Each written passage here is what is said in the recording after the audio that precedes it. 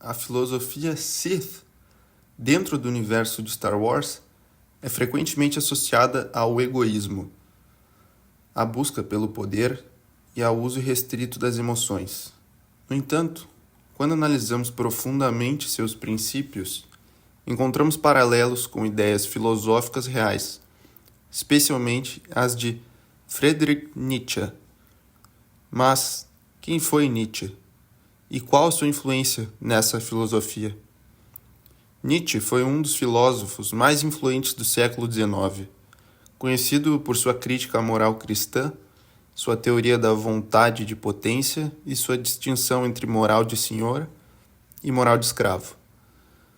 Ele argumentava que os valores tradicionais de humildade, compaixão e resignação foram criados pelos fracos para subjugar os fortes, enquanto a moral dos senhores era baseada na autoafirmação e na criação ativa de valores.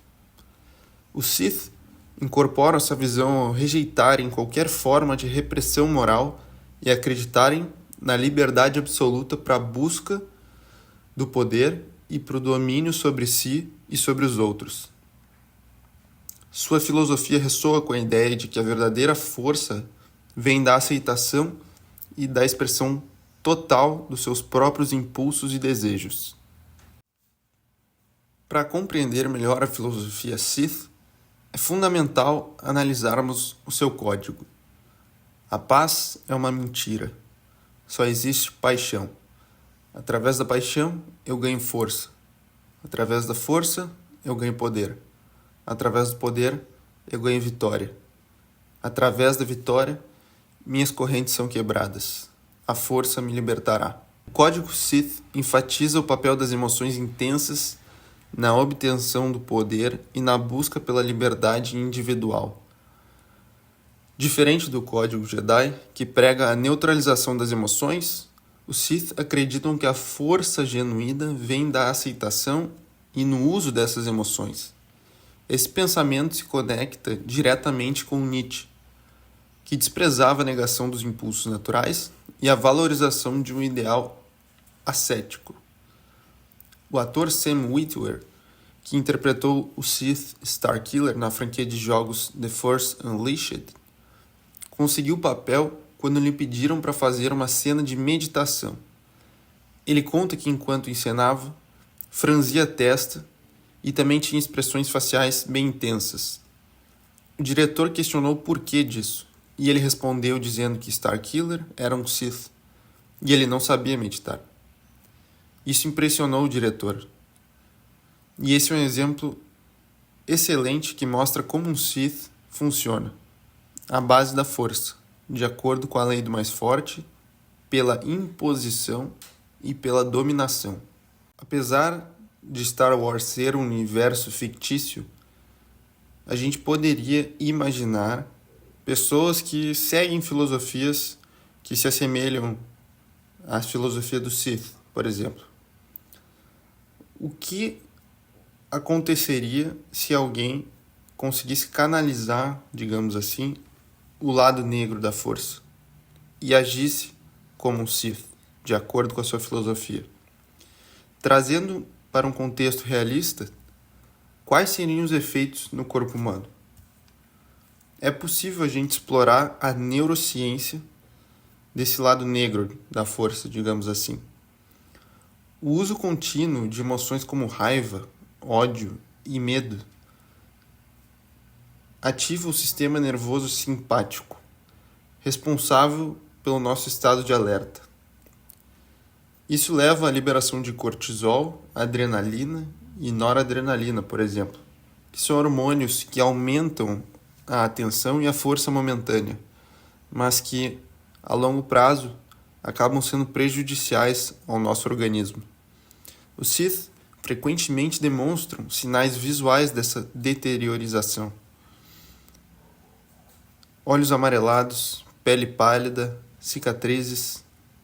Em termos neurocientíficos, o estresse crônico pode causar danos ao hipocampo, reduzindo a capacidade de regulação emocional e aumentando a impulsividade.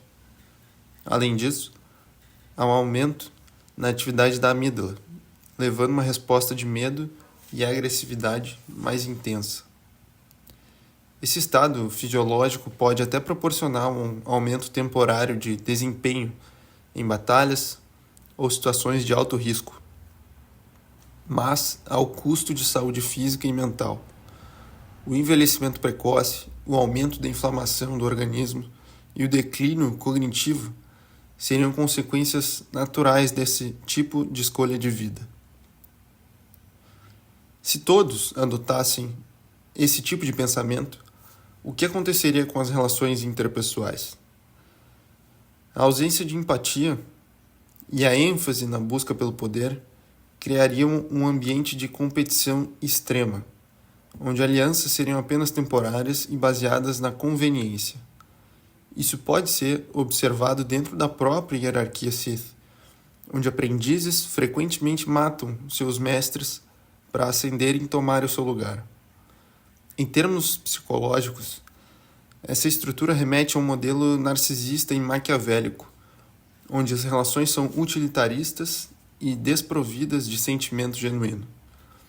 O problema central dessa abordagem é que a conexão humana, fundamental para o bem-estar psicológico, fica completamente enfraquecida. Embora o individualismo extremo possa levar a momentos de grandeza, ele também isola o indivíduo, aumentando a sensação de paranoia e solidão. Mas como assim paranoia? É como Palpatine disse a Anakin no filme 3. Todos aqueles que ganham o poder têm medo de perdê-lo. Para a gente poder explorar ainda mais a filosofia do Sith e a psicologia dessa mentalidade, vamos trazer a psicanálise. Do ponto de vista da psicanálise, podemos interpretar a filosofia Sith como uma negação do superego. Enquanto os Jedi representam uma estrutura psíquica mais voltada para a sublimação e o controle dos impulsos, os Sith rejeitam essa repressão e vivem segundo o princípio do desejo desenfreado. É uma tentativa de evitar uma castração simbólica, por exemplo. Eles negam qualquer limitação imposta, recusando a aceitação da falta e buscando a onipotência, como se isso fosse possível. Esse movimento é análogo a um funcionamento psicológico do narcisismo patológico, onde a fragilidade da identidade é mascarada por uma busca incessante pelo poder e pelo controle absoluto. Eles não se preocupam em serem algo para obterem o poder. O objetivo é o poder individual, independente das consequências. Já Carl Jung traz a ideia da sombra, um conceito de sua teoria que representa os aspectos reprimidos da psique. Os Sith abraçam a própria sombra e fazem dela a sua força, enquanto os Jedi tentam mantê-la sob controle. No entanto, a repressão excessiva da sombra também pode resultar em surtos emocionais e desequilíbrios, algo que vemos em Anakin Skywalker quando ele tenta viver sob os ideais Jedi, mas acaba sendo consumido com o tempo pelo lado negro. Mas esse é um assunto que poderá ser explorado mais profundamente em outro vídeo. O medo leva à raiva, a raiva leva ao ódio e o ódio leva ao sofrimento. Essa é uma frase do mestre Yoda. Mas, será que isso faz sentido? Vamos explorar isso. Talvez não de forma linear ou tão superficial assim. Porém, vamos explorar um raciocínio que pode sustentar essa tese. Do ponto de vista psicológico e neurocientífico, o medo pode sim gerar emoções agressivas, mas a relação, como eu falei anteriormente, não é linear. A raiva pode ser uma resposta a ameaças percebidas, algo chamado de resposta de luta ou fuga. Nesse caso, estamos correndo risco de vida e nosso organismo nos prepara liberando hormônios que aumentam temporariamente nossa performance, para que nós possamos sobreviver, lutando ou fugindo. Podemos argumentar que, no cerne dessa resposta, existe a tentativa de eliminar a ameaça, pois, Fugindo, estamos eliminando a existência da ameaça, pelo menos na nossa frente, nos escondendo dela, de um certo ponto de vista, e, lutando e sendo vitoriosos, estamos aniquilando, matando esse perigo. Qualquer uma das duas opções leva à evitação da ameaça, seja por aniquilação, seja por fuga. A evitação é descrita tipicamente como um comportamento fóbico, por isso dá origem aos termos aracnofobia, claustrofobia, agorafobia e xenofobia também.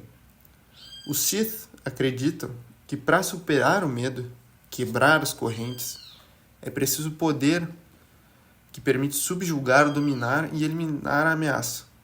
No entanto, podemos também argumentar que isso é apenas uma maneira de mascarar o medo, colocando um véu de raiva, de ódio e de poder por cima dele. Talvez, de fato, você não tenha medo de todos os que escolhe eliminar ou combater, mas o que o fez necessitar de tanto poder assim tenha sido lá no passado uma situação onde se viu vulnerável, frágil, com medo. Para compensar isso, surge a necessidade de ser todo-poderoso, para nunca mais sentir medo de ninguém e de nada. Dessa forma, tudo ainda assim começou com medo.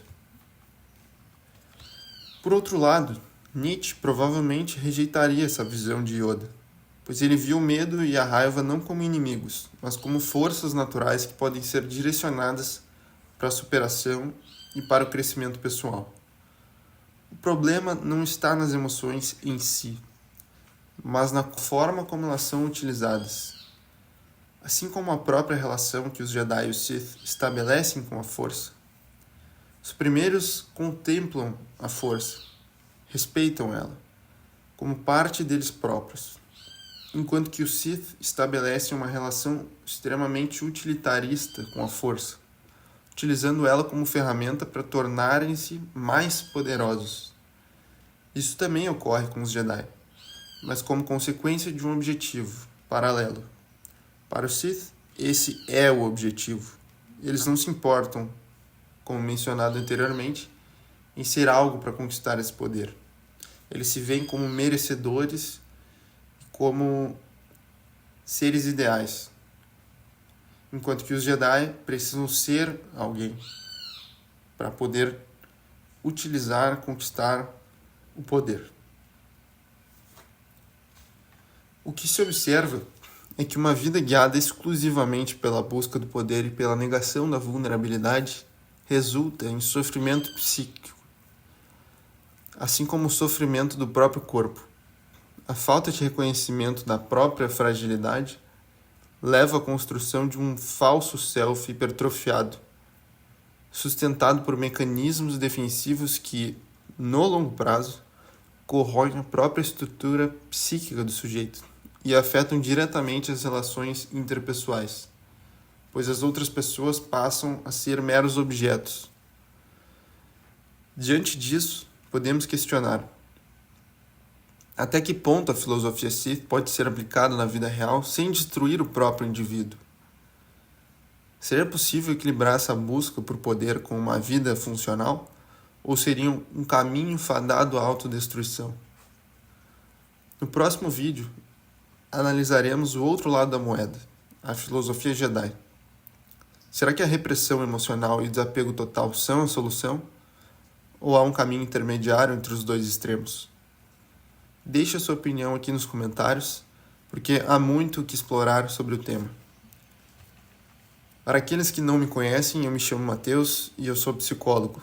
Eu gosto de estudar temas como psicanálise, neurociência, comportamento e filosofia, como vocês puderam observar nesse vídeo. Considere se inscrever em meu canal aqui do YouTube e deixar um gostei para ajudar na divulgação. Muito obrigado.